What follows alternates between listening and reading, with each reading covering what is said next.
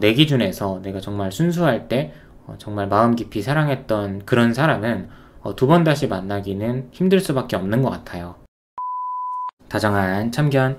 네, 안녕하세요. 다정한 참견의 다헬입니다. 네, 오늘은 두 번 다시 만나기 힘든 사람이라는 주제로 이야기를 나눠보도록 하겠습니다. 네, 연애 경험이 많지 않고 나이가 어린데도 본인의 매력이 뭔지 알고 끼가 굉장히 많고 연애를 굉장히 잘하는 그런 사람들이 있지만 우리는 대부분 그렇지 않습니다. 첫사랑이 잘 되기 힘든 이유도 이 때문이라고 생각을 합니다. 설령 내가 굉장히 능숙한 쪽이라고 해도 상대방이 안 그럴 확률이 굉장히 높고 연애의 종착점인 결혼까지 이끌어 가기에는 그 앞에 놓인 수많은 관문들을 넘기에는 현실적으로 좀 어려운 거죠. 이렇게 우리는 여러 사람을 거쳐가면서 경험을 쌓고 나와 더 잘 맞는 사람을 만나기 위해서 끊임없이 노력을 합니다.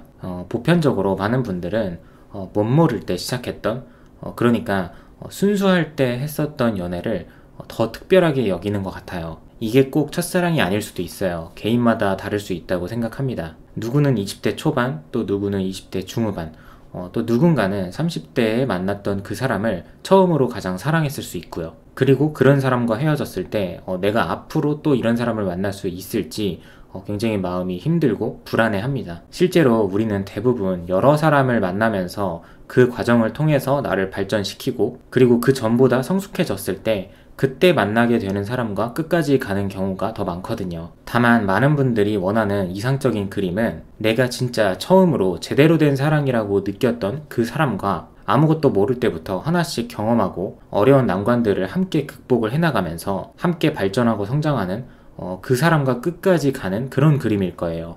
저 또한 그랬던 것 같아요.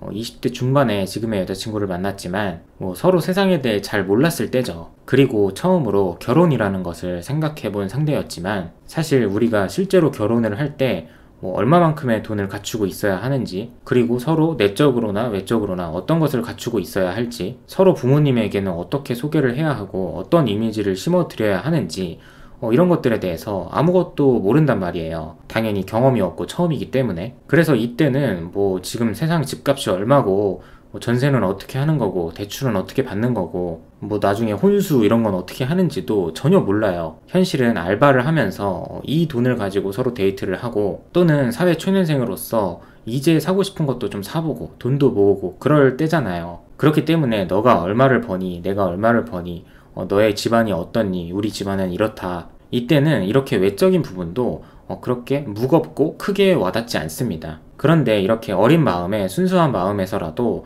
막연하게나마 우리 나중에 이렇게 하고 살자, 이렇게 꾸미고 살자, 이렇게 꿈꿨던 부분들은 분명 시간이 어느 정도 흘러도 내 기억 속 어딘가에는 좀 자리를 잡고 있는 것 같아요. 저 또한 지금의 여자친구인 희덩이가 제가 살면서 처음으로 결혼이라는 것을 생각해 본 대상이었기 때문에 헤어져 있을 그 당시에도 좀 아쉬운 마음에 한 번쯤은 더 연락을 해보자 생각을 했었던 것 같아요. 이건 좋다 나쁘다 옳고 그르다의 개념은 아닌 것 같아요. 그냥 일반적으로는 누구나 딱 한 번 정도 경험을 해볼 수 있는 그런 경험인 거죠. 그래서 이런 연애를 하다가 헤어지신 분들이 가장 힘들어하는 부분이 내가 이 사람보다 더 좋은 사람을 만날 수 있을까? 이 부분입니다. 근데 명확하게 답을 내려보자면 당연히 그 사람보다 더 좋은 사람은 만날 수가 있어요. 내가 갖춘 게 없고 비교적 어릴 때 만난 사람인데도 이렇게 많은 사랑을 받았는데 내가 더 괜찮은 사람이 된다면 당연히 더 센스 있고 눈치 있고 능력 있는 사람을 만날 수 있겠죠. 그래서 지금 내 마음이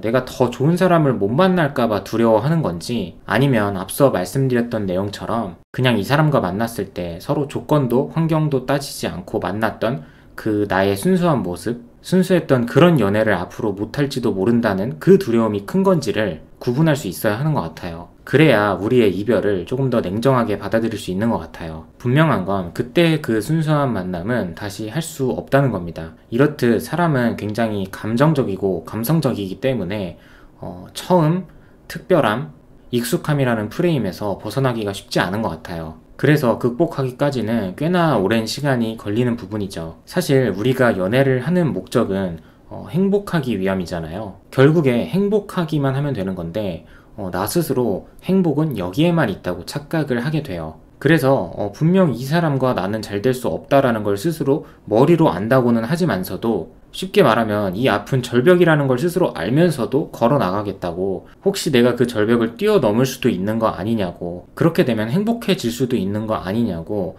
혼자만의 망상에 빠지기도 하죠. 분명 이 두 번 다시 만나기 힘든 사람이라는 타이틀을 보면 제일 좋았던 연애인 것 같고 내가 당장 붙잡아야 할 것 같은 느낌이 들지만 사실상 현실에서는 반대인 경우가 더 많은 것 같아요. 사실은 헤어졌어야만 하는 경우가 더 많고 우리가 만났던 이 경험을 토대로 다른 사람을 만났을 때 잘 되는 경우가 더 많잖아요. 그래서 순수할 때 만났던 사람과 잘 되기 힘든 이유도 하나의 예를 들어봐도 우리가 20대부터 30대까지 공부하고 취직하고 사회적 지위를 얻기까지 꽤나 오랜 시간이 걸리잖아요. 근데 이때도 둘 다 잘 되거나 둘 다 안 되면 그나마 괜찮은데 한쪽은 잘 되고 한쪽은 잘 안 되면 우리가 함께 지내는 이 시간 동안 이 격차를 좁히기가 굉장히 힘듭니다. 그래서 상대에게 뒤처지지 않기 위해서 목표를 잠시 접어두고 차선책을 선택을 하는 경우도 있는데 사실 시간이 지날수록 이 격차가 더 벌어지게 되죠. 그리고 이 안에서도 사소하게는 둘 다 잘 안 된 상황이라고 해도